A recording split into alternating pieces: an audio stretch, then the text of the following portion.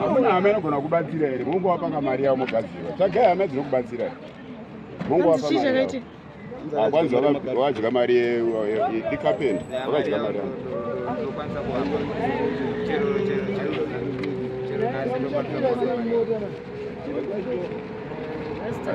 Zvandinenge ndatonadzo.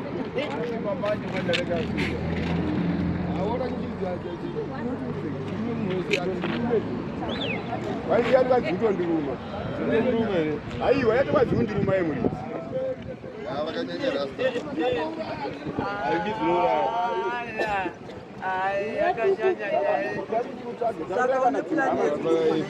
Utaura hama dziri dzimwe kakwasa pangu yamari yamwenda mumuruma idzi.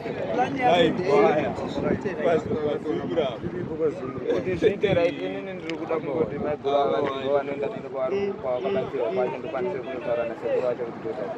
But ivo mari yavo ndovarifanda.